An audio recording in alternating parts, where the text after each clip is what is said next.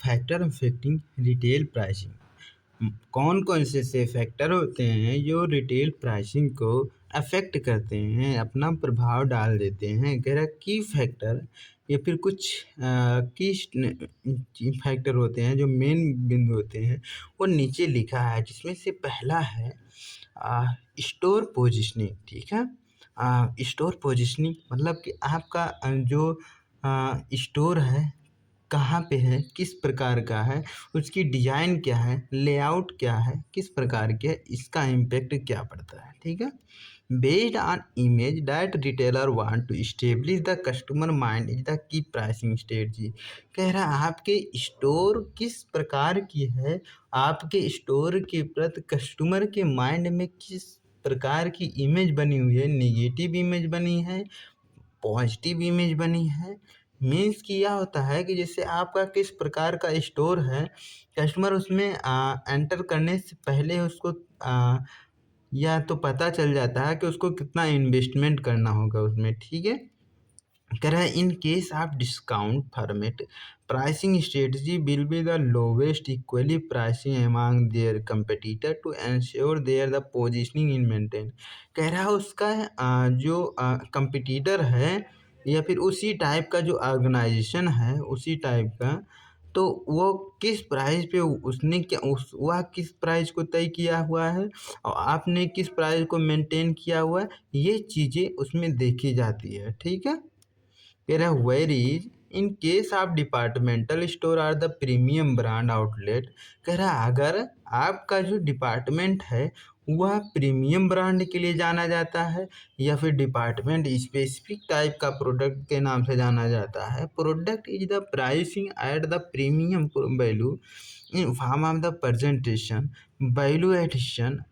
कह रहा है तो आपने उस प्रोडक्ट को किस प्रकार कस्टमर के सामने प्रेजेंट कर रहे हैं या उसमें अपना वैल्यू क्या दे रहे हैं। बोलो तो मतलब किस प्रकार से आपके एम्प्लॉय उस प्रोडक्ट के प्रति मतलब सभी लोग आपस में कनेक्टेड हैं। ठीक है, कह रहा है ईटीसी हम प्रोडक्ट पोर्टफोलियो हो गया। तो अगला है कंपटीशन, दूसरा अफेक्ट जो डालता है वो कंपटीशन प्राइस बेंचमार्क।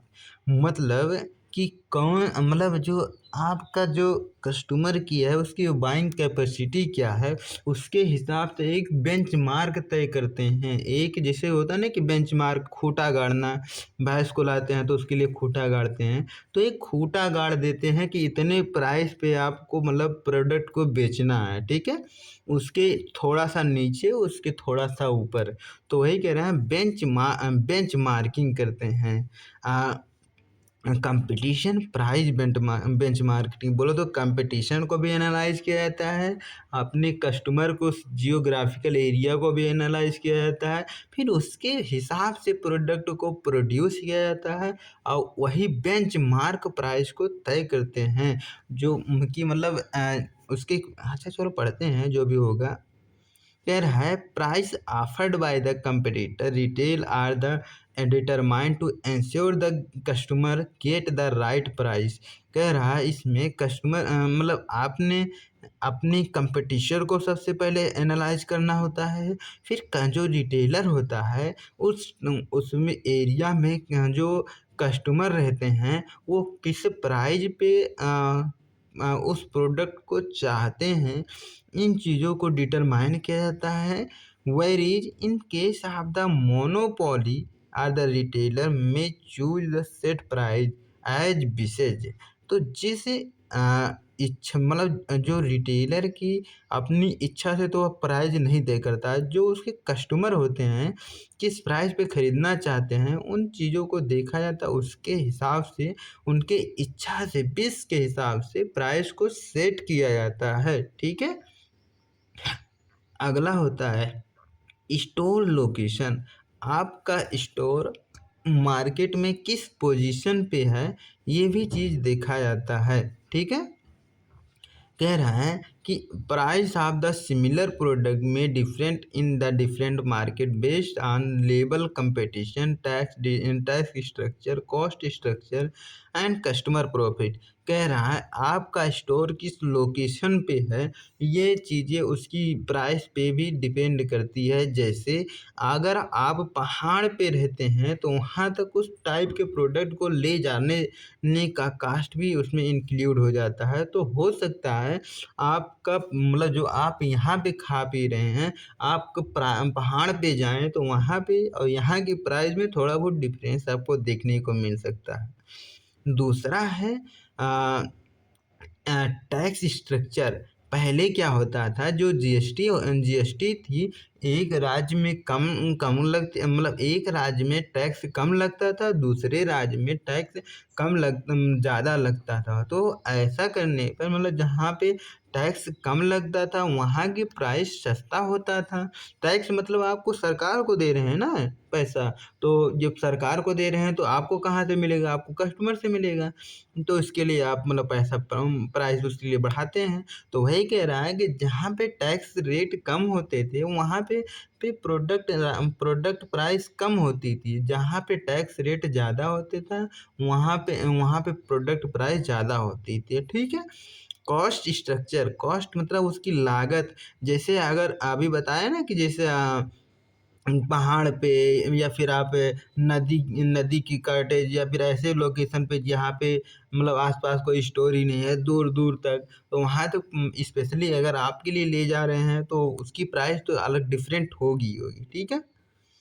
और अगला है कस्टमर प्रोफाइल। कस्टमर के प्रोफाइल के हिसाब से भी उसकी प्राइस को अलग अलग हो जाती है। ठीक है। जैसे सैंडविच जो आप लोग क्या कहते हैं रोड साइड पे आप अगर आप खाएंगे तो उसकी प्राइस थोड़ा सा अलग होगी। वही अगर 5 स्टार होटल में खाएंगे तो उसकी प्राइस थोड़ा सा अलग ही मतलब मैं ये नहीं कह रहा जैसे वो अगर डिफरेंट डिफरेंट टाइप का दे, बट उनमें क्या होता है सर्विस का भी चार्ज उसमें इंक्लूडेड होता है। ठीक है। फिर अगला है मार्केट शेयर। मार्केट में आपका कितना शेयर है इसका भी प्राइस पे इम्पैक्ट पड़ता है। ठीक है। Based on market share pricing strategy can be the determine. For example is of market leader place price can be at the premium whereas any player in the market cannot afford to। कह रहा है कि जब एक manufacturer यह तय कर लेता है कि उसको मार्केट में अपना ज़्यादा से ज़्यादा दबदबा बनाना है तो वह खुद ही मैन्युफैक्चर करता है, उसकी मैन्युफैक्चरिंग कॉस्ट को मिनिमाइज कर देता है और उस प्राइस पे जब उतरता है तो भाई देखो जैसे हम लोग रिटेलर अगर हैं तो हम लोग चीज़ दूसरे से खरीदेंगे। बट जैसे अगर हम रिटेलर हैं हम खुद ही मैन्युफैक्चरर बन जाए, हम खुद ही नई प्रोडक्ट बनाएंगे तो हम और जब कस्टमर को देंगे तो जाहिर सी बात है कि कस्टमर को सस्ते प्राइस पे देंगे। तो वैसे इसमें उदाहरण दे दिया है कि एक नोकिया मोबाइल जब उतरी थी तो वो खुद ही मैन्युफैक्चर कर रही थी और जब वह खुद ही जब कस्टमर को ज़्यादा वो सोच रही थी कि मार्केट को कैसे ज़्यादा से ज़्यादा उसमें अपना शेयर को अपने जैसे ज़्यादा से ज़्यादा परसेंट अपना ज़्यादा से ज़्यादा दबदबा बनाए, ज़्यादा से ज़्यादा मोबाइल उसी के बिके।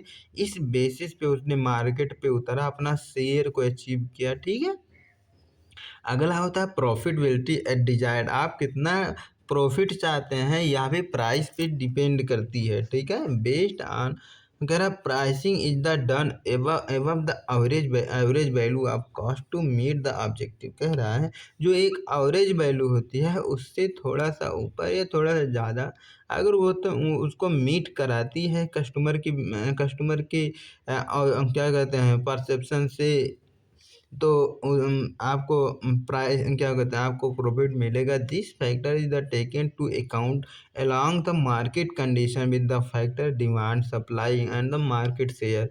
ये फैक्टर जो होती है प्रॉफिटेबिलिटी कि आप कितना चाहते हैं प्रॉफिट, ये चीज़ें किस पे डिपेंड करती है आपके डिमांड पे। कितना ज़्यादा डिमांड है कस्टमर की उस टाइप की प्रोडक्ट की ये चीज़ें तब उससे हिसाब से आपकी प्रॉफ़िट देखी जाती है। अगर आपका प्रीमियम प्रोडक्ट है, आपकी प्रॉफ़िट ज़्यादा होगी। आपका कुछ ऐसा प्रोडक्ट है कि जिसमें प्रॉफ़िट तो बहुत कम है बट उसकी डिमांड बहुत ज़्यादा है, तब भी आपको ओवरऑल प्रॉफ़िट अगर देखा जाता है उसमें ज़्यादा हो जाती है, ठीक है?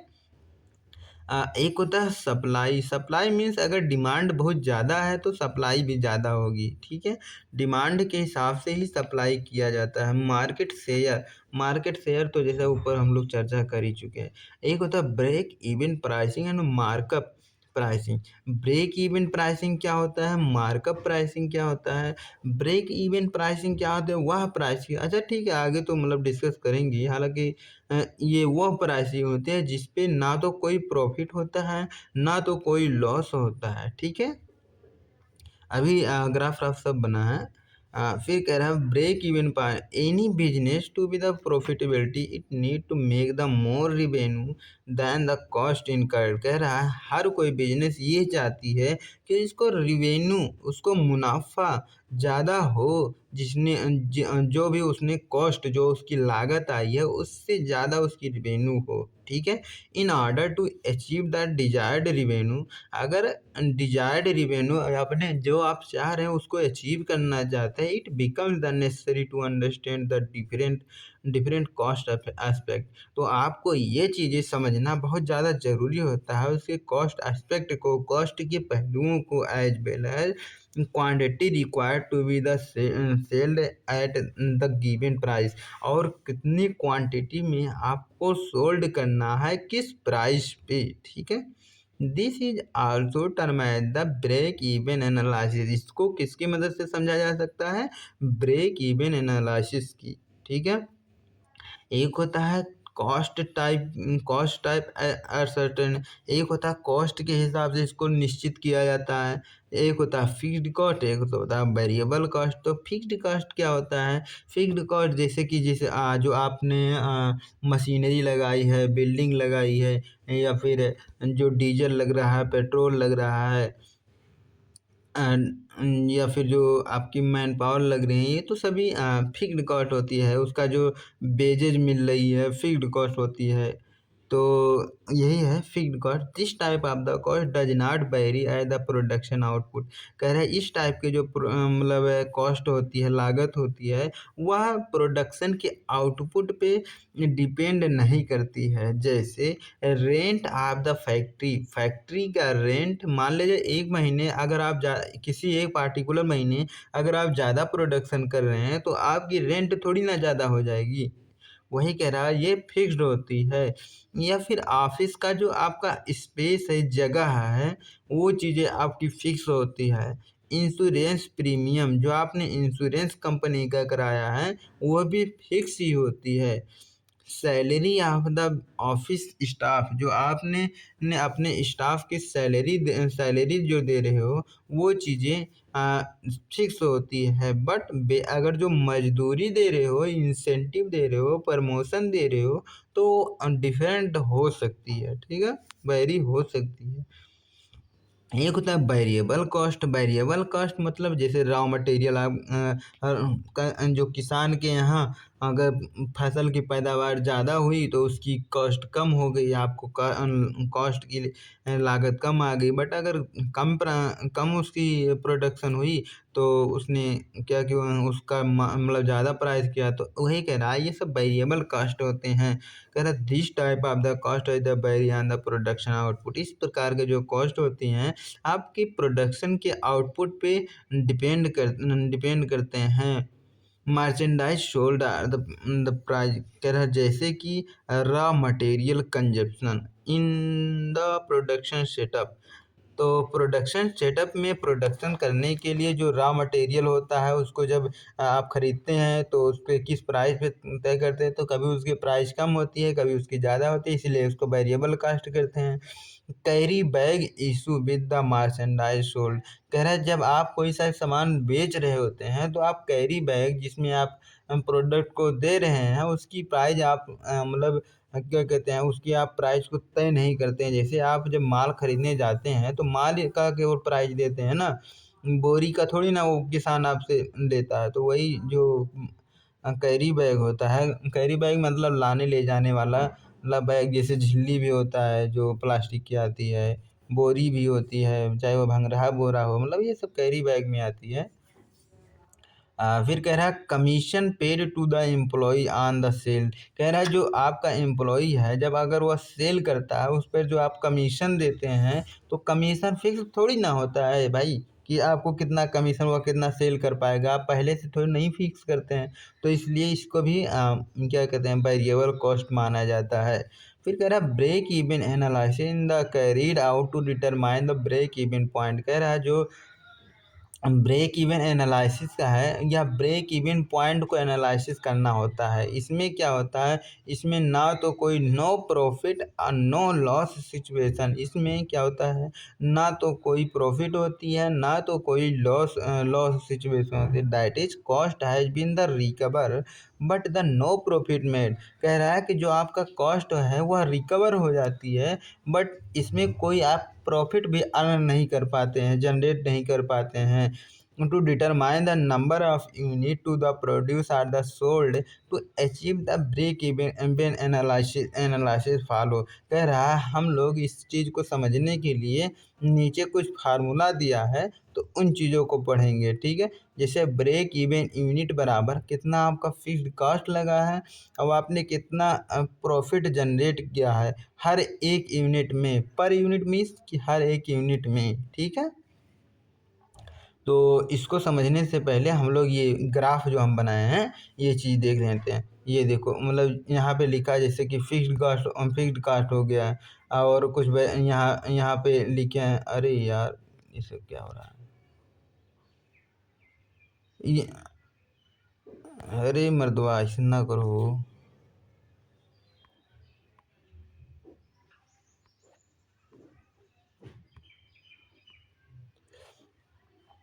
यहाँ पे हो गया जैसे फिक्स्ड कास्ट है, यहाँ पे हो गया वेरिएबल कास्ट है, यहाँ पे है ये वाली ग्राफ टोटल कास्ट की है, और यहाँ ये वाली पूरा एरिया प्रॉफिट की है। अगर ये वाली एरिया की अगर बात करें तो ये लॉस की है, और ये वाली एरिया की है तो पूरा फिक्स कास्ट है, मतलब फिक्स कॉस्ट है मतलब। और यहाँ ये वाली ये वाली जो है ये तो सेल्स की होगी, और ये वाला पॉइंट ब्रेक इवन पॉइंट है, यहाँ ये वाला पॉइंट।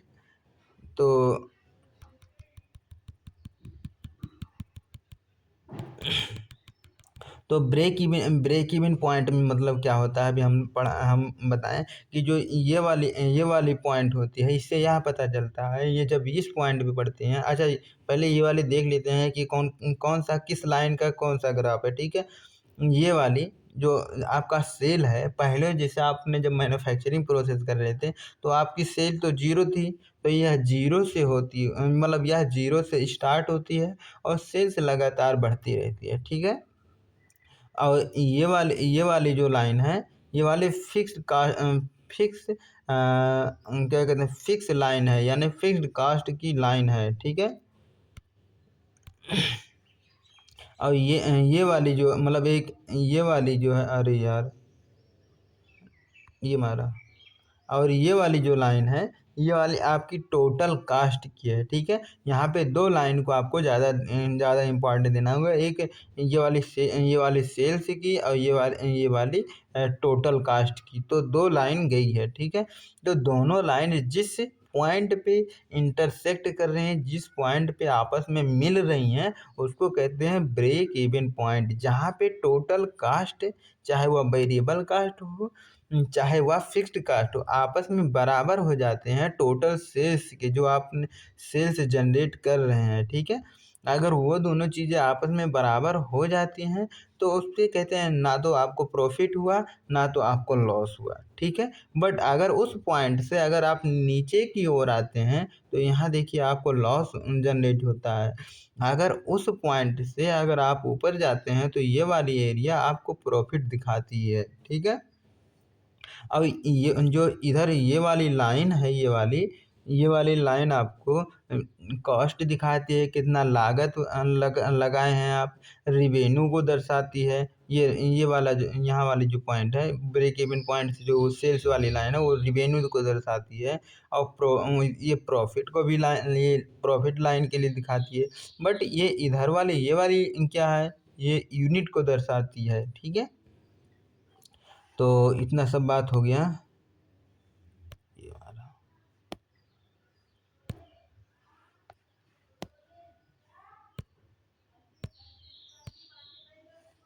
तो अब पढ़ते हैं ये वाली फार्मूला। ठीक है, तो ब्रेक इवन यूनिट बराबर फिक्स्ड कास्ट और बटे प्रॉफिट पर यूनिट। ठीक है, तो फिक्स्ड कास्ट मतलब आपका कितना लागत लगा है। ठीक है, और फिर एक है एक जिसमें वेरिएबल कास्ट की बात नहीं कर रहा है, केवल फिक्स्ड कास्ट आप बात कर रहा है। और अगला है प्रॉफिट आपको कितना जनरेट हो रही है पर यूनिट से। तो इसमें लिखा है, कह रहा है कि मान लीजिए फिक्स कास्ट, किसी भी प्रोडक्ट की फिक्स कास्ट 100 रुपया है, और जिसमें प्रोडक्ट की प्राइस 10 रुपया हर एक यूनिट की फिक्स। जैसे कि कोई आपने मैन्युफैक्चर किया, तो मैन्युफैक्चरिंग कॉस्ट कितना है, फिक्स कास्ट कितना है, 100 रुपया। ठीक है, बट किसी एक पार्टिकुलर प्रोडक्ट की प्राइस कितना है, 10 रुपया, जिसमें आपने ग्रॉस मार्जिन आपने मतलब टोटल मार्जिन कितना उसमें लगाया है, 10%। 10% कर रहा हूँ, 20%। तो जब आप 10% और गुणे 10 रुपया गुणे 20% करेंगे, तो 10 गुणे 20/100 बराबर 2 रुपया आई। ठीक है, तो आपकी जो प्रॉफिट पर यूनिट हर एक प्रोडक्ट के पीछे आपकी प्रॉफिट कितना है, 2 रुपया। ठीक है, यानी कि एक प्रोडक्ट की प्राइस आप कितना मतलब कितना रखेंगे, 12 रुपया। ठीक है, तो 12 रुपया करके उसको बेचेंगे कस्टमर को। तो वही कह रहा है कि आपको हर एक प्रोडक्ट के पीछे आपको कितना प्रॉफिट जनरेट हो रहा है। तो ये, तो अगर ब्रेक इवन यूनिट को आपको अगर निकालना है, तो ब्रेक इवन यूनिट का फार्मूला जैसे कि यहाँ पे दिखाया गया है कि फिक्स्ड कास्ट यहाँ पे कितना है, 100 रुपया है, और हर एक यूनिट से आपको कितना प्रॉफिट जनरेट हो रहा है, 2 रुपया है। तो 100 रुपया बटे 2 रुपया बराबर 50 रुपया, यानी कि आपकी जो ब्रेक इवन यूनिट है वो 50 रुपया है। ठीक है, कह रहा है टू डिटरमाइन द रिवेन्यू, अगर हम लोगों को रिवेन्यू को डिटरमाइन करना है, तो इसके लिए अलग से फार्मूला होता है। कह रहा break even revenue is equal to fixed cost बटे 1 माइनस वेरिएबल कॉस्ट। हर एक यूनिट की वेरिएबल कॉस्ट कितना है और सेल्स पर प्राइस कितना है। तो हर एक यूनिट की सेल्स प्राइस क्या है, बेचने की प्राइस क्या है। तो वेरिएबल कॉस्ट को अगर आपको देखना है, एक सेकंड, ये हमारा, अरे अरे, तो ये अब हम पढ़ते हैं अगला हेडिंग, मार्कअप प्राइस क्या होता है। मार्कअप प्राइस क्या होता है, मार्कअप मतलब जो आपने जो सेलिंग प्राइस सेट किया है, किस प्राइस पे आपने जो सेल करना है, किस प्राइस पे आपको बेचना है, और जो आपका कॉस्ट कितना है, कितना लागत लगा है, उसके बीच का जो डिफरेंस, बोलो तो जैसे आपने 100 रुपया का किसी माल को खरीदा, आप 120 रुपया को खरीदना मतलब बेचना चाहते हैं कस्टमर को, तो 120 रुपया माइनस 100 रुपया, 20 रुपया है ना, तो वही 20 रुपया जो है आपका मार्कअप प्राइस हो गया। ठीक है, अब पढ़ते हैं। कह रहा this method is the almost commonly use the method in the, कह रहा difference between the selling price to the customer, आप किस प्राइस पे कस्टमर को सेल करना चाहते हैं, and cost of the production time and the markup, कह रहा और आप किस कॉस्ट पे उस प्रोडक्ट को खरीदे हैं, यही इन दोनों के बीच के जो डिफरेंस आती है उसको कहते हैं मार्कअप प्राइस कहते हैं। Markup is the calculate is the pricing retailer include the all cost, कह रहा है जब हम लोग मार्कअप मतलब एक रिटेलर जब मार्कअप प्राइस सेट कर मतलब कैलकुलेट करता है, उसकी गणना करता है, तो वह सभी प्रकार की कॉस्ट को देखता है या इंक्लूड मतलब शामिल करता है, चाहे वो फिक्स्ड कॉस्ट हो चाहे वेरिएबल कॉस्ट हो। ठीक है, कह रहा markup calculate can be the rupee term in the percentage. कह रहा है जो मार्कअप होता है या ज़्यादातर परसेंटेज में लोग मतलब इसमें इसको मेजर करते हैं। ठीक है, तो ये भी देखा जाता है। कह रहा है it can be the it can also index on the cost price और द सेलिंग प्राइस। कह रहा है इसको कॉस्ट प्राइस पे मतलब इंडेक्स लिया जाता है, एक फिर लिया जाता है, या फिर सेलिंग प्राइस पे लिया जाता है। When the markup price index selling price, जब आपकी मार्केट जो मार्कअप प्राइस क्या है सेलिंग प्राइस है, तो उसको कब डिटरमाइन किया जाता है, कैसे उसकी मार्जिन निकालते हैं। जरा मार्केट तो जैसे कि ऊपर वाला भी जिससे हम पढ़ रहे थे, तो मार्कअप क्या होता है, जो आपका सेलिंग प्राइस है माइनस कॉस्ट प्राइस है। ठीक है, बट अगर उसके परसेंटेज निकालें जब उसको आप प्रोडक्ट को सेल कर रहे हो तब, तो उसकी कॉस्ट कितना, जब आप कॉस्टिंग कितना आई है और क्या कहते हैं उसकी लागत लागत यानी कि उसकी कास्ट कितना आया है और उसका मार्कअप प्राइस कितना है, इन दोनों का रेशियो ले लो। अगर परसेंटेज में निकालना है तो गुणे 100 कर दो, तो जो भी आएगा वो आपका आंसर होगा। तो इसमें मार्जिन चाहे मार्कअप कहो चाहे मार्जिन कहो, दोनों एक ही बात है। ठीक है, तो मार्जिन बराबर कितना आया था मार्कअप प्राइस, सेलिंग प्राइस कितना कितना था हम लोगों ने लिया था, सेलिंग प्राइस सेलिंग प्राइस मान ले जाए आप 120 रुपया लिए हैं, और वो कास्ट प्राइस मान लीजिए 100 रुपया लिए थे, तो 100 रुपया माइनस 20 रुपया माइनस 120 रुपया, सेलिंग प्राइस 120 रुपया माइनस कॉस्ट प्राइस 100 रुपया, 20 रुपया आया, बटे सेलिंग प्राइस जो आपका सेलिंग प्राइस आपका 120 रुपया है, तो 20 रुपया बटे 120 रुपया गुणे 100 रुपया। ठीक है, तो 20 × 6 = 120 यानी कि 100/6 जब करेंगे तो 19 19.66 समथिंग आएगा, ऐसे कुछ करके। तो जो भी आया तो वही आपका मार्जिन परसेंट हो गया, वही आपका मतलब 19 लगभग आपको 19.5% आपका मतलब मार्जिन आएगा। ठीक है, तो इस प्रकार से एक रिटेलर तय करता है। फिर कह रहा है ये रिटेलर मान लीजिए वो 100 रुपये को पे करता है किसी भी प्रोडक्ट को खरीद मतलब बेचने में। फिर कह रहा है ही द स्टोर रुपया 150 रुपया। तो वह फिर से सुन लो, कह रहा है जैसे कोई रिटेलर है वह 100 रुपया में किसी भी बुक को खरीदता है। ठीक है, और फिर कह रहा है उसको उसकी फिर बेचने की प्राइस क्या है 150 रुपया। तो मार्जिन उसका कितना है 150 माइनस 100 रुपया, कितना 50 रुपया। ठीक है, तो देखो मार्कअप या फिर मार्जिन 50 रुपया ऊपर रहेगा और कॉस्ट कितना है 100 रुपया रहेगा, तो 50 रुपया बटे 100 रुपया 1/2 रुपया आएगा। और लेकिन अगर उसको परसेंटेज में निकालना है तो 100 से गुणा करना पड़ेगा, 100 करेंगे 1/2 गुणे 100 यानी कि 50 आया है, 50% आपका मार्जिन हो गया, फिर 50% आपका वो हो गया। ठीक है,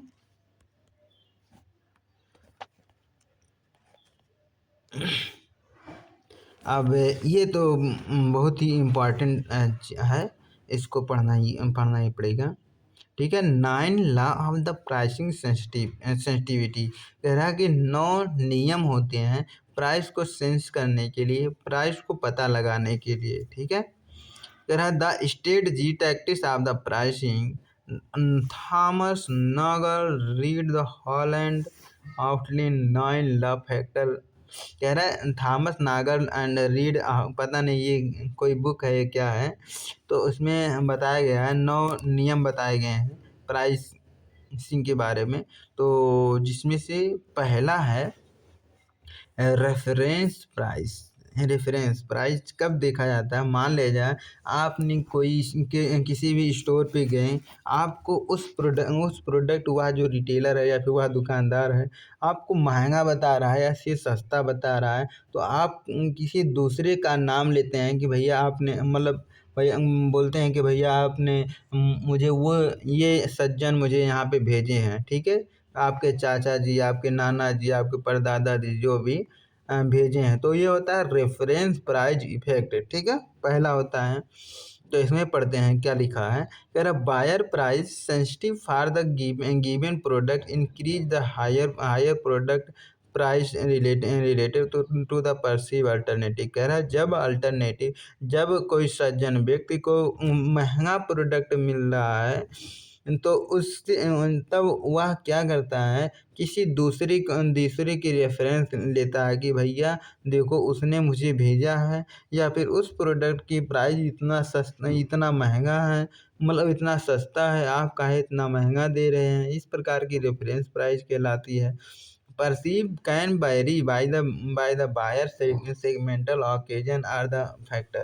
कह रहा है ये जो परसीव वैल्यू होती है, जो उसको जिस प्राइस पे उसको खरीदना पड़ रहा है, यह डिपेंड करता है कि सेगमेंट टाइप पे, ऑकेजन किस ऑकेजन पे आया है, उसकी घर में शादी विवाह है या फिर और क्या चीज़ है, तो यह चीज़ वैरी करती है, ठीक है।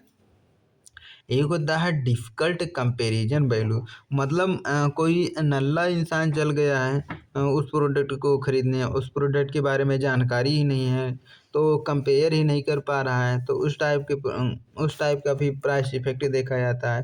कह रहा buyer the less sensitive to the price of the known more the reputed product but they have the difficult to the comparison. वही कह रहा है कि जैसे आप कोई ऐसा प्रोडक्ट खरीदने जा रहे हैं जिसके बारे में आपने ना सुना है ना तो जानते हैं, तो उसकी कंपैरिजन कैसे कर पाएंगे भाई। अगला होता है स्विचिंग इफेक्ट। स्विचिंग इफेक्ट मतलब किसी भी कनेक्ट करने के लिए, मतलब आपकी कॉस्टिंग इफेक्ट बोलो तो आप कितना मस्त से उससे कनेक्ट होते हैं। इससे इससे भी मतलब जैसे एक तो होता है जैसे जाते हैं तो अपना परिवारवादी करने लगते हैं, एक होता है मार्केट के बारे में थोड़ा सा बताते हैं, तो मतलब एक होता है आपके आपके ऑर्गेनाइजेशन के बारे में। तो वही कह रहा है आप किस प्रकार से किस रिस्पेक्ट में उससे कनेक्ट हो रहे हैं, इसकी भी इफ़ेक्ट देखा जाता है। कह रहा है higher product specific investment buyer must make a switch supplier. कह रहा है वह सप्लायर से किस प्रकार स्विच हो रहा है, तो वह बायर के लिए यह बहुत ही इम्पॉर्टेंट एस्पेक्ट होता है। कह रहा लेस प्राइस सेंसिटिव, जब आप स्विचिंग की मतलब आप किसी से भी कनेक्ट करने की कोशिश कब कर रहे हैं, जब आपको उनको उस मतलब आपको जैसे आप किसी से अनजान हो, या फिर आप क्या कहते हैं प्राइस सेंस मतलब आप थोड़ा सा उससे कम करवाना चाह रहे हो।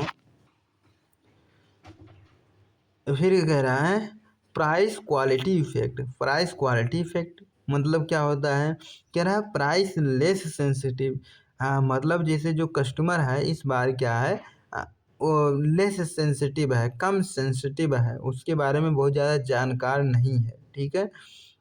when the higher price signal the higher quality, मतलब जब उसको क्या पता चलता है कि मतलब जैसे कोई सा अगर हमको जैसे कोई सा प्रोडक्ट खरीदना है और उस प्रोडक्ट के बारे में हमको एक्चुअल प्राइस नहीं पता है, बट जैसे अगर वो ज़्यादा अगर प्राइस बता रहा है तो मतलब अगर वो प्राइस ज़्यादा ले रहा है मतलब उसकी क्वालिटी भी बेहतर होगी, हम ऐसा मान करके उस प्रोडक्ट को खरीदते हैं। तो वही कह रहा प्राइस क्वालिटी इफेक्ट भी देखा जाता है, ठीक है। Product for which effect is the particularly, या स्पेसिफिक टाइप का होता है रिसीव इंक्लूड। कह रहा है इमेज प्रोडक्ट, एक्सक्लूसिव प्रोडक्ट, महंगीले प्रोडक्ट, या फिर कुछ ब्रांडेड प्रोडक्ट, या फिर product with the minimum queue, या फिर कुछ क्यू उसमें निकालो। एक होता है एक्सपेंडिचर इफेक्ट, मतलब आप जैसे ज़्यादा खरीद रहे हैं तो उस पे भी कुछ लोग डिस्काउंट वगैरह देते हैं, तो वही है expenditure. Buyer the more price sensitive when the expense account for the large percentage of the buyer available income budget. अच्छा, इसका मतलब ये है हो गया एक्सपेंडिचर।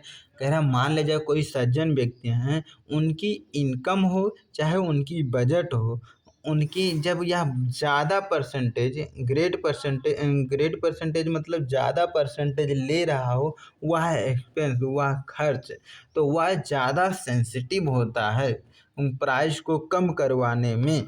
ठीक है, फिर से सुन लो। जब कोई सज्जन हो और जब कोई पर्सन हो, वह किसी भी प्रोडक्ट को जब बाई करने जाता है और वह प्रोडक्ट ज़्यादा खर्चीला या फिर थोड़ा ज़्यादा महंगा है, उसके इनकम के हिसाब से, उसकी कमाई के हिसाब से, वह या फिर उसके बजट के हिसाब से, तो वह ज़्यादा प्राइस कम करवाने, ज़्यादा मोल भाव करता है। फिर कह रहा है इंड बेनिफिट इफेक्ट। एक होता है इंड बेनिफिट इफेक्ट, इसमें दो प्रकार के देखा जाता है। जैसे कि इंड बेनिफिट मतलब कि जिससे वह जो कस्टमर होता है, इसमें क्या होता है, ये देखता है कि उसका इंड मतलब इसका इंड क्या निकला। जैसे अभी हम मान लीजिए इन्वेस्टमेंट कर रहे हैं उस पर, तो उसका लास्ट में जा कर के हमको क्या मिलेगा। तो पहला है डेराइव डिमांड। डेराइव डिमांड का मतलब क्या होता है, तो इसमें हम यहाँ पे ले लिए हैं कि एक होता है जब हम लोग ट्रीटमेंट करवाते हैं, तो वहाँ पे ज़्यादा प्राइस कम नहीं करवाते हैं कि प्राइस भैया इतना नहीं, इतने में दवा दे दो, या फिर एक सुई नहीं, 2 सुई लगा दो, सुई की कीमत इतना कर दो, उतना कर दो। मतलब ये जब हम लोग इलाज करवाते हैं तो ज़्यादा उसका इंड बेनिफिट देखते हैं कि हम कितने जल्दी से जल्दी उसमें रिकवर कर सकते हैं। तो यही इसको कहते हैं इंड बेनिफिट इफेक्ट। कह रहा है जिसमें से पहला है डेराइव इफेक्ट। डेराइव इफेक्ट मतलब कि more sensitive buyer are the price of the end effect, the more sensitive they by the price of the product contribute to the benefit. कह रहा है कि वह बहुत ज़्यादा सेंसिटिव इसमें नहीं हो, मतलब क्या ज़्यादा अपना सेंसिटिविटी नहीं दिखाता है। ज़्यादातर वह सेंसिटिव इस बात पे दिखाता है कि उसका बेनिफिट किस पे ज़्यादा है। मतलब प्राइस को उसमें कम देखा जाता है, ज़्यादा उसको देखा जाता है बेनिफिट। बोलो तो एंड में क्या होगा, उसको मिलेगा क्या। एक होता है price promotion cost. Price promotion cost means क्या होता है कि price promotion cost refer to the percentage of the total cost of the end benefit accounted by the given a component help to the produce end benefit. कह रहा है जैसे हम उस प्रोडक्ट को बना रहे हैं, कोई सा प्रोडक्ट आप बना रहे हैं, तो उसका इंड रिजल्ट क्या होगा, इसमें इससे वह मतलब प्राइस ज़्यादा डिपेंड नहीं कर पाते हैं। जैसे हम कोई सा जब सीपीयू खरीदने जाते हैं या फिर जब कोई कंप्यूटर खरीदने जाते हैं, तो उसमें ज़्यादा देखते हैं कि वो जैसे हम लोग जान जो कंप्यूटर या सीपीयू जितने भी ज़्यादा हम प्राइस देंगे, उतना वह हाई क्वालिटी का हमको देगा। ठीक है, तो वही कह रहा है कि तब हम लोग देखते हैं उसका, उससे हम लोगों में बेनिफिट क्या है। जैसे अभी हम सस्ता कर रहे हैं, मान लीजिए सस्ता पे सस्ता करे जा रहे हैं, वह उतने से घटिया आपको मतलब सीपीयू दे देगा, या फिर उतने घटिया से घटिया कंप्यूटर देगा। फिर लेकर आएंगे कुछ 2-3 महीना में दब जाएगा, तो आप क्या करेंगे। तो वही इसमें देखा जाता है एंड रिजल्ट क्या होगा, smaller given the component of the total benefit हो गया। अगला होता है share cost effect. Share cost effect मतलब कि smaller portion of the purchase price must the buyer of the them self less price sensitive. इसमें क्या होता है, जब वह कोई मेडिकल दवा ले रहा हो, दवा जब खरीदने या फिर जब कोई इंश्योरेंस पॉलिसी ले रहा हो, तो वह ये सोचता है, मतलब वह प्राइस सेंसिटिव थोड़ा सा कम होता है, ये सोच के कि वह अगर इंश्योरेंस पॉलिसी अभी वह ज़्यादा प्राइस में लेगा, तो ये भी इंड टाइप होता है, बोलो तो ज़्यादा समय बाद उसको भी मतलब उसको पैसा भी ज़्यादा मिलेगा। तो ये सोच के इसमें देखा जाता है। एक होता है फेयरनेस इफेक्ट। फेयरनेस इफेक्ट मतलब कितना बढ़िया से आप उसके साथ मेल जोल। फिर कह रहा है buyer are the more sensitive to the price of the product when the price is the outside of the range perceive the fair reasonable given the purchase context। कह रहा है जब कोई व्यक्ति परचेज करने आता है, तो उसके उसके फेयर में है, मतलब उसके बजट में है या नहीं है, उसकी रीजनेबल प्राइस में है या नहीं है, ये चीज़ देखा जाता है। एक होता है फ्रेमिंग इफेक्ट। फ्रेमिंग इफेक्ट मतलब क्या होता है कि इसमें देखते हैं, फिर बताता हूँ उदाहरण जो गुजराती लिखा हूँ।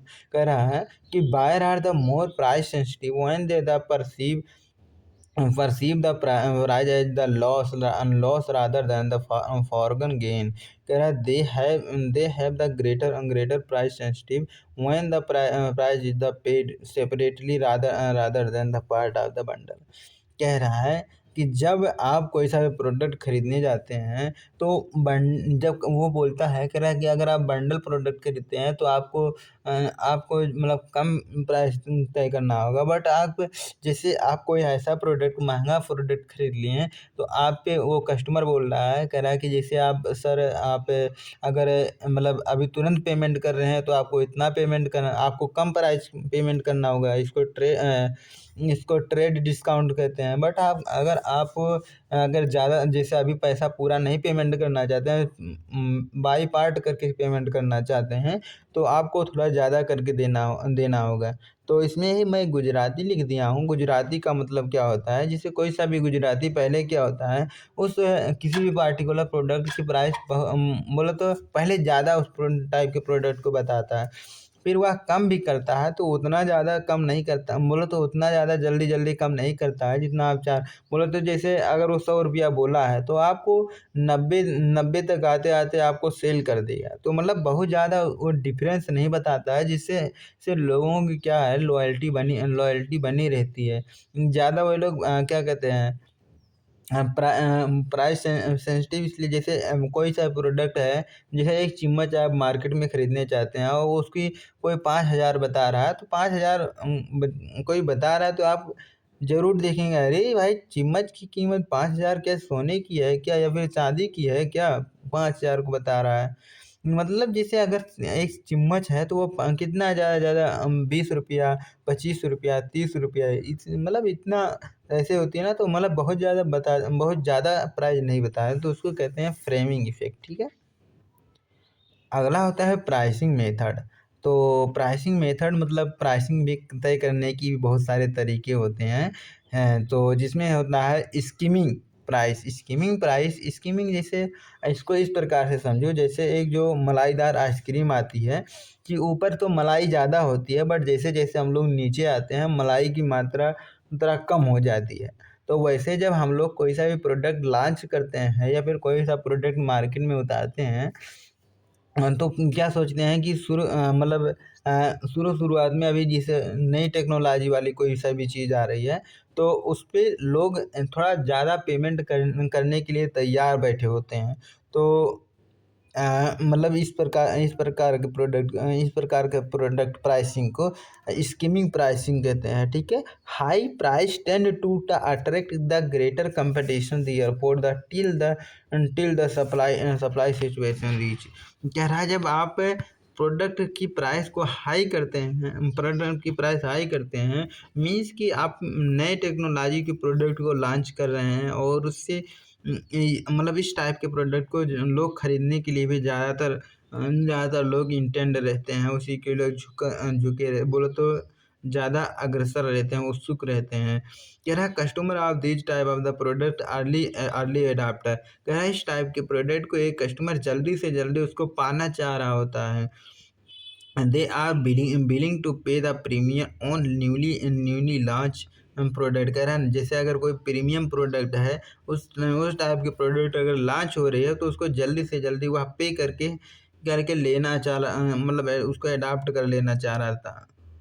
कह रहा है which are innovative improvement product or stylish segment. कह रहा है जो कि कोई सा भी इनोवेटिव हो सकता है, नया कुछ हो सकता है, या फिर कोई सा मार्केट में पहले से वह प्रोडक्ट अवेलेबल हो बट वह अब नए वर्जन में आ रहा हो, इम्प्रूवमेंट मतलब उसमें सुधार कुछ आ रही हो, या फिर इस नए स्टाइल में आ रहा। This method of the highly successful other technology product launch लिए। कह रहा है आप जब कोई नए प्रोडक्ट को लॉन्च कर रहे हो तब ये प्राइसिंग स्ट्रेटजी ज़्यादा काम आती है। तो इसके उदाहरण भी दिए हैं, एग्जाम्पल भी दिए हैं, जैसे new launch of the technology product as a premium segment. जैसे प्रीमियम सेगमेंट में, हाई क्वालिटी सेगमेंट में जब कोई नया चीज़ नया प्रोडक्ट लॉन्च होता है, जैसे कि एलसीडी टीवी, जैसे कि आईफ़ोन हो गया, इसमें जब जितने जैसे अगर प्राइस उसकी जब लॉन्च होती है तो उसकी प्राइस आईफ़ोन की प्राइस जो शुरुआत में क्या होता है, ज़्यादा होता है। बट जैसे-जैसे समय के अनुसार जब दूसरी वर्ज़न आ जाती है तो उसकी पिछले वाले वर्ज़न की प्राइस थोड़ा बहुत घटा लिया जाता है, ठीक है? अगला है, उदाहरण दे रहा है डिज़ाइनर क्लॉथिंग। जैसे कोई नए डिज़ाइन की अगर क्लॉथ आ रही है, जब शुरुआत में आती है तो उसी की प्राइस थोड़ा-सा हाई होती है, बट वह समय के हिसाब से वह उसी की कीमत थोड़ा-सा कम हो जाती है, ठीक है? जैसे यहाँ पे दिखा दिया है, जैसे एलसीडी टीवी है या फिर आईफ़ोन की सीरीज़ है। एक होता है पेनिट्रेशन प्राइस। पेनिट्रेशन मतलब कि उसमें कंपटीटर का क्या योगदान है और आपका क्या योगदान है, मतलब उसके हिसाब से आप प्राइस जब तय करते हैं तो उसको कहते हैं पेनिट्रेशन प्राइसिंग। कह रहा है, in order to the penetration market price is the attributed set to the low gain market share once the achieve to the market increase the desired level. And this the normally done varies when the cost to the product service and their।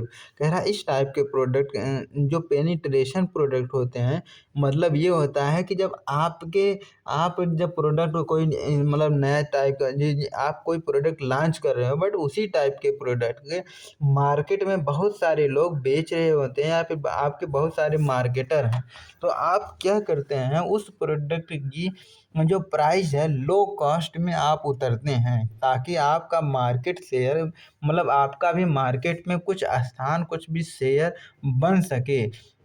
एक बार जब आप market में उतर गए, फिर आप धीरे-धीरे उस प्रोडक्ट की प्राइस लेवल को बढ़ाते जा रहे हैं। मतलब जब आप प्रोडक्ट को लॉन्च करते हैं तो प्रोडक्ट को लो प्राइस में लॉन्च करते हैं, ताकि जैसे आप अगर नए हैं तो आपके प्रीमियम प्रोडक्ट नहीं है तो मतलब जैसे आप जब शुरुआत में उतरते हैं तो आप कम प्राइस में उतरते हैं, ताकि लोग ज़्यादा से ज़्यादा आपकी प्रोडक्ट को परचेज़ कर सकें। बट जैसे-जैसे आपकी मार्केट शेयर जब एक बार कैप्चर हो जाती हैं, आप भी उसी कॉम्पिटिटर में शामिल हो जाते हैं, फिर आप भी उसी प्रोडक्ट को धीरे-धीरे उसी का पैसा बढ़ाने लगते हैं। इसमें एग्ज़ाम्पल दे रहा है, जैसे कि जब कोई एक सर्विस प्रोवाइडर होता है, मोबाइल सर्विस प्रोवाइडर होता है, जब अपनी शॉप ओपन करता है, तो कहता है आओ भैया हम आपकी ग्लास फ्री में कर देते हैं, फ्री में लगा देते हैं या फिर लो प्राइस में लगा देते हैं। तो धीरे-धीरे उस पे कस्टमर अट्रैक्ट होने लगते हैं, या फिर जैसे अभी अपने गाँव के जो फल्लू होटल वाले हैं, तो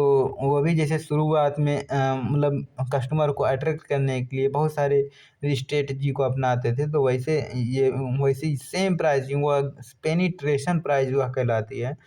एक होता है सैटेलाइट टीवी, एक होता है जीलेट रेजर बत्ती जिसको हम लोग कहते हैं, एक होता है प्रीमियम प्राइसिंग। प्रीमियम प्राइसिंग का मतलब क्या होता है, कह रहा है in order to differentiate itself the convey the product service unique or the luxury this method of the use these product are the classes cater to the classes. कह रहा है जब आपकी जो प्रोडक्ट है वह प्रीमियम टाइप की है, लग्जीरियस टाइप की है, महंगीली टाइप की है, भड़काऊ टाइप की है, तो इस टाइप की क्लासेस को हम डिटरमाइन इस प्रकार, जैसे अगर गोजी का प्रोडक्ट आप खरीदने जाएंगे मार्केट में तो वह महंगा मिलेगा, या फिर आप कार्टियर का प्रोडक्ट आप जब खरीदने जाएंगे तो आपका महंगा मिलेगा, या आप किसी प्रीमियम होटल में चले जाएंगे या फिर आप प्रीमियम रिसोर्ट में जाएंगे तो आपको ज़्यादा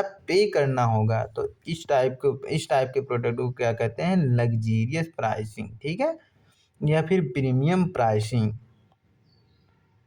अगला है इकोनॉमिकल प्राइसिंग।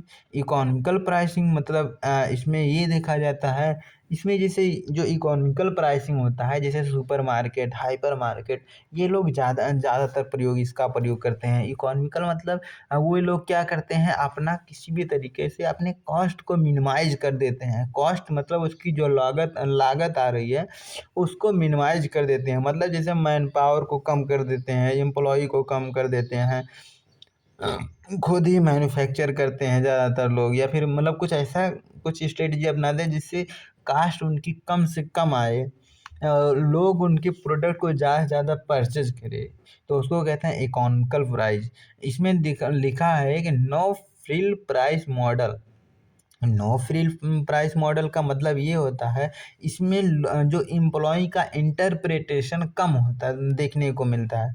मतलब कि जैसे जो एम्प्लॉय होते हैं या फिर जो दुकानदार होता है, इसमें आपको ज़्यादा छेड़छाड़ नहीं करता है कि आप ये वाला प्रोडक्ट खरीद लें, आप वो वाला प्रोडक्ट खरीद लें। सब प्रोडक्ट अपना बफेलो सिस्टम की तरह ऐसे रखी रहती है। जो भी आपको लेना है वो सब आप मतलब टोकरी में रखते जाएँ, फिर आप जाकर बिलिंग करवा लें। मतलब ज़्यादा एम्प्लॉय इसमें नहीं रहते। जब एम्प्लॉय ज़्यादा नहीं रहेंगे तो उनको सैलरी नहीं पे करना पड़ेगा। तो ये सब जो मतलब कॉस्टिंग बच रही है, तो वो इससे प्रोडक्ट की मतलब प्राइस को कम कर दिया जाता है, ठीक है? यही इसका ऑब्जेक्टिव होता है। अच्छा, इसका ऑब्जेक्टिव क्या होता है? ये जो मार्केट शेयर है उसमें ज़्यादा से ज़्यादा अपना दबदबा बढ़ाने के लिए इस प्रकार की हम लोग स्ट्रेटजी को अपनाते हैं। एक होता है साइकोलॉजिकल प्राइस। साइकोलॉजिकल प्राइसिंग मतलब क्या होता है? साइकोलॉजिकल प्राइसिंग का मतलब होता है कि लोगों के मन में क्या परसेप्शन है, क्या धारणाएँ हैं, क्या वो लोग मानते हैं, मतलब उनके दिमाग में क्या, जैसे कोई से भी प्रोडक्ट की प्राइस, अगर एग्ज़ाम्पल दे रहा है, कोई सा भी प्रोडक्ट की प्राइस अगर ₹100 है और कोई सा भी उसी सेम प्रोडक्ट की अगर प्राइस ₹99 है, तो ₹99 सुनने में ऐसा लगता है कि जैसे ₹100, तो थोड़ा-सा इम्पैक्ट उसका ज़्यादा पड़ता है। बट जैसे अगर ₹99 है, तो कहीं न कहीं जैसे 499 कह रहा है, तो मतलब आपको ₹500 तक उतना दिमाग तुरंत नहीं जाएगा, ठीक है? बट अगर ₹500 कहेगा तो आप 500 से कम तुरंत करवाएँगे, बट अगर ₹499 है, तो ये होता है साइकोलॉजिकल प्राइस, और क्या।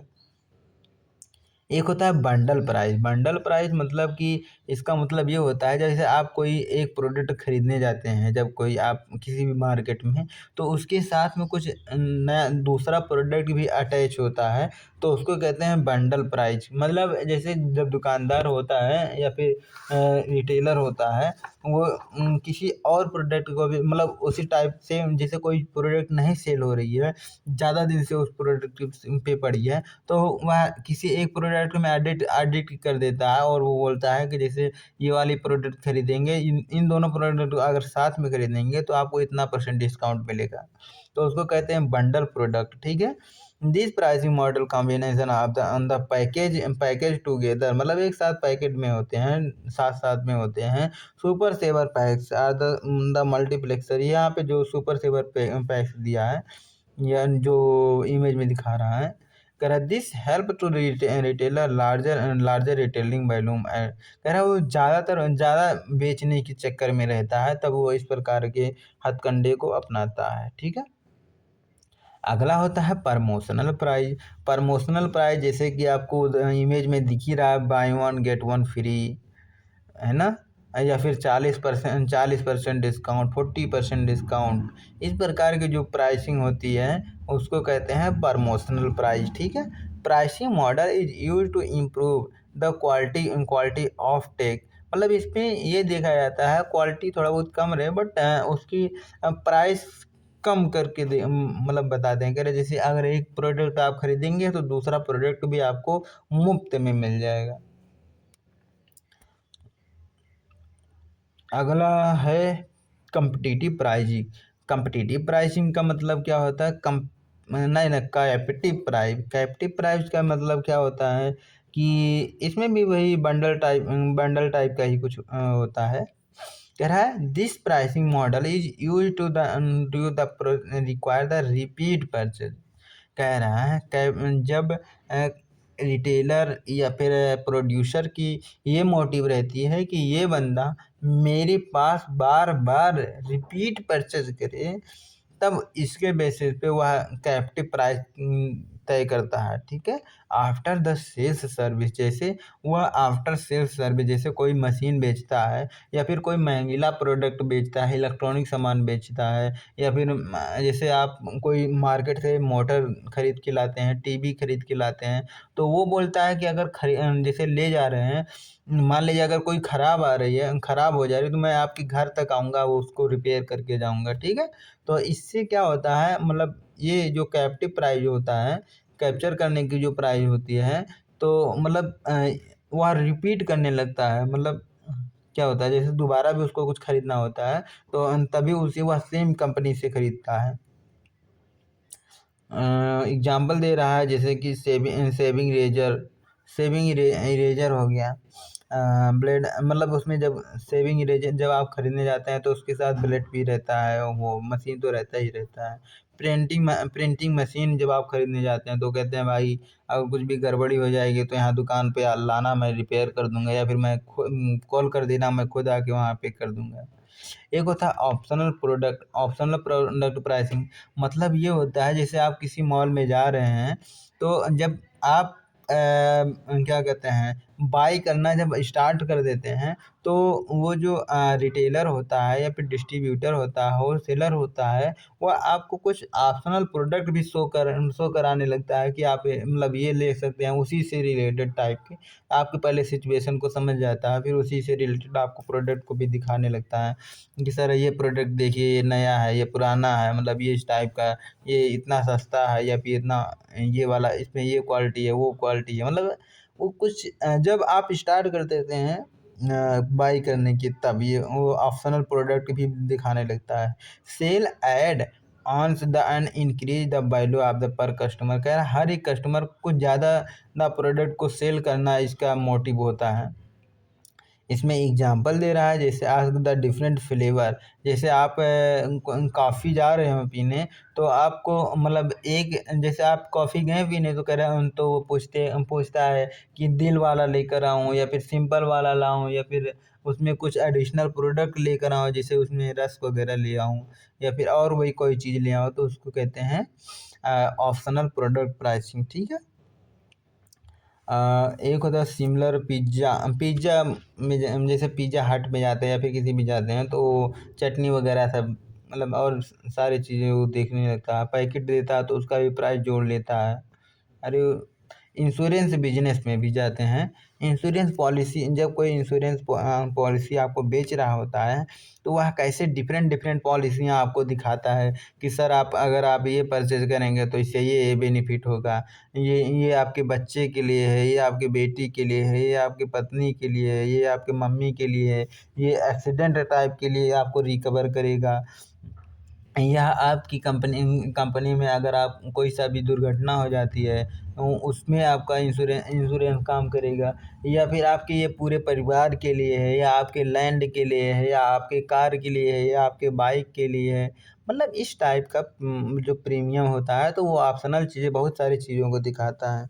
और ऑप्शनल जैसे कि आप एयरलाइंस में भी देखते हैं, जब आप सीट को रिजर्व करते हैं, जब आप सीट को बुक करते हैं, या फिर जब आप टिकट निकालते हैं तो आपको ऑप्शनल भी दिया जाता है कि जैसे अगर आप बगल वाली सीट को भी मतलब परचेज करना चाह रहे होते तो उसमें भी कुछ डिस्काउंट दे दिया जाता है।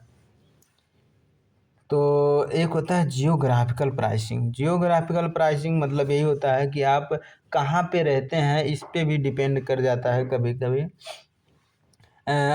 जैसे उदाहरण देखते हैं इसका जियोग्राफिकल में, जैसे कि ट्रांसपोर्टेशन। मान लीजिए आप कोई पहाड़ या फिर जैसे हिमालय पे हैं, या फिर काशी हैं, बनारस हैं। मतलब कि जैसे आप प्रोडक्ट कर रहे हैं यहाँ सिद्धार्थ नगर में, कोई सा भी प्रोडक्ट प्रोड्यूस कर रहे हैं, बट कोई काशी बैठा है, तो कोई दिल्ली बैठा है, तो कोई मुंबई बैठा है, कोई अमेरिका बैठा है, तो वहाँ तक प्रोडक्ट को पहुँचाने में जो भी कास्टिंग आ रही है तो इसको कहते हैं जियोग्राफिकल कॉस्टिंग। मतलब वहाँ तक पहुँचते पहुँचते भी आपकी प्राइस इंक्रीज हो जाती है। एक होता है टैक्स स्ट्रक्चर। मतलब अभी बताया ना कि जैसे हर एक स्टेट की या फिर हर एक जियोग्राफिकल में अगर टैक्स अलग अलग है तो उस पर भी इम्पेक्ट पड़ जाता है प्राइसिंग की। ठीक है। एक होता है rarity of the product for a reason. कह रहा है मान लीजिए उस रीजन में उस टाइप का प्रोडक्ट कहीं मिलेगा ही नहीं, तो उस टाइप के भी प्रोडक्ट की प्राइस महंगीली होती है, खर्चीली होती है। बट अगर उसी टाइप के प्रोडक्ट उस एरिया में खूब ज़्यादा बिक रही हैं तो उस प्रोडक्ट की प्राइस लेस होती है। ठीक है। इसमें पहला उदाहरण दिया है जैसे कि हिल मतलब जैसे आप पहाड़ पे हैं, जैसे आप क्या है हिमालय पे बैठे हैं, या फिर कैलाश पर्वत पे गए हैं, या फिर मतलब कहीं पे हैं तो आपको थोड़ा ज़्यादा पे करना पड़ेगा। और अगला को तो एक देश का ही नाम ले लिया, जैसे मालदीव। मालदीव में क्या है, फूड प्रोडक्ट थोड़ा सा महंगे महंगे हैं। मालदीव क्या है कि मतलब चारों ओर से समुंदर एरिया से मतलब घिरा हुआ है, तो उसको फूड उतना मतलब खाने पीने के ज़्यादा चीज़ें तो मतलब उसको मिल नहीं पाती है। जो भी मतलब यह ज़्यादातर इम्पोर्ट पे मतलब बहुत ज़्यादा डिपेंडेंट किस पे होता है, इम्पोर्ट पे। तब जब दूसरे देश से भाई आपके लिए खाने पीने के लिए आएगा, तो वो वहाँ से वहाँ तक लाने में आपका कॉस्ट नहीं लगेगा, तो आपको वही पे करना पड़ेगा। तो जब आपको वो एक्स्ट्रा पे करना पड़ेगा, तो उसकी प्राइस जाहिर सी बातें हैं कि समझ रहे हो ना कि उसकी प्राइस ज़्यादा होगी। एक होता है एवरीडे लो प्राइसिंग, ईडीएलपी। ईडीएलपी का मतलब क्या होता है कि जैसे आप रोज़मर्रे में जो चीज़ें खरीद रहे हैं, जो चीज़ें ये ला रहे हैं, तो उसकी रोज़मर्रा की चीज़ें अक्सर उसमें प्राइस में भी ज़्यादा डिफरेंसेस आपको देखने, जैसे कि आपका नमक हो गया, शुगर हो गया, मतलब चीनी हो गई। तो इस टाइप के जो प्रोडक्ट होते हैं, बहुत ज़्यादा मतलब ओवरलैप नहीं करते हैं कि अचानक से बढ़ गई, घट गई। तो यही सब देखा है एवरीडे लो प्राइसिंग। एक होता है मल्टीपल प्राइसिंग। मल्टीपल प्राइसिंग इसको लेडर प्राइसिंग भी कहते हैं। लेडर माने सीढ़ी वाला। सीढ़ी जैसे एक सीढ़ी चढ़ोगे तो कम मेहनत लगेगा, अगर 1000 सीढ़ी चढ़ोगे तो ज़्यादा मेहनत लगेगा। तो वहीं प्रकार से ये कह रहा है कि एग्जाम्पल के थ्रू समझते हैं। कह रहा है अगर एक प्रोडक्ट खरीदोगे तो 10% डिस्काउंट दे रहा है, 2 प्रोडक्ट खरीदोगे तो 10-20% डिस्काउंट देगा, 3 प्रोडक्ट खरीदोगे तो 30% डिस्काउंट। अच्छा मान लीजिएगा तो 10 प्रोडक्ट खरीदोगे तो 100% थोड़ी ना डिस्काउंट देगा, ठीक है।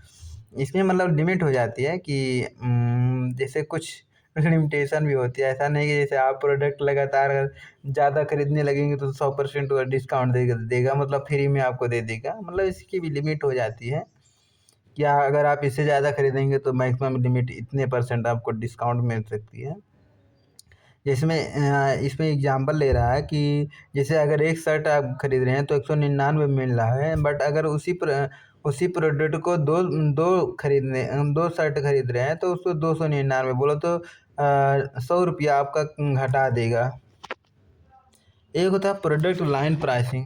मतलब सेम प्रोडक्ट को अगर सेम प्रोडक्ट कह रहा हूँ कि जैसे आप जीन्स जैसे आप एक सेट खरीद रहे हैं, जैसे आप मोजा भी खरीद रहे हैं, जूता भी खरीद रहे हैं, चड्डी बनियान और शर्ट कमीज स्वेटर मतलब जो भी सब खरीद रहे हैं, तो वो प्राइस लगभग लगभग सभी लोग कम कर देते हैं जब एक साथ सभी चीज़ें आप खरीदते हैं, एक ही लाइन में खरीद रहे हो।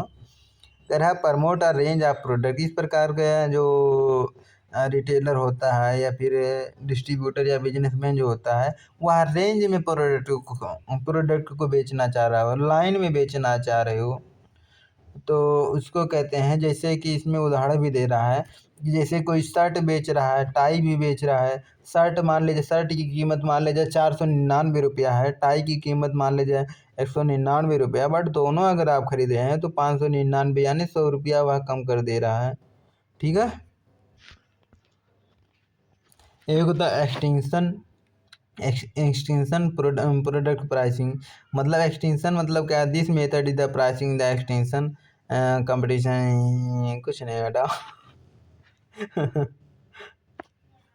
रिडक्शन भी होते हैं भाई। देखो अभी तक हम लोगों ने इतना सारा मेथड मॉडल पढ़ा है, उसका मेथड पढ़ा कि प्राइस सेंसिटिव भी पढ़ा कि इतने इतने टाइप के इतने 9 ला हम लोगों ने पढ़ डाला। तो लेकिन कहीं भी रिडक्शन की इन्होंने बहुत कम ही बात किया। बोलो तो रिडक्शन कहाँ कहाँ पे आती है, जहाँ डिस्काउंट वगैरह आप दे रहे हो या फिर मार्क डाउन आप कर रहे हो कि इतना प्रोडक्ट खरीदोगे भैया तो इतना डिस्काउंट इतना आपको मिल जाएगा। तो वही है कि कहाँ कहाँ पे रिडक्शन होती है, जैसे ट्रांसपोर्टेशन में हो जाए, टैक्सेशन में हो जाती है, ये सब रिडक्शन ही रिडक्शन है। मतलब इंक्रीज करने की या फिर तो कहाँ कैसे रिडक्शन के बारे में चलो पढ़ते हैं। रिडक्शन इसमें दो प्रकार के बता रहा है, कह रहा है एक होता है मार्क डाउन, एक होता है डिस्काउंट। तो पहला होता है मार्क डाउन के बारे में पढ़ लेते हैं। मार्क डाउन ये एक पीरियोडिकली होता है, मतलब कि जैसे शुरुआत में पहले ज़्यादा रहेगा या तो कम रहेगा, फिर जब समय के अनुसार उसको ज़्यादा मतलब अगर शुरुआत में कम किया था तो ज़्यादा में कर देगा, अगर ज़्यादा में किया था तो मतलब उसका अपोजिट कर देगा, ठीक है।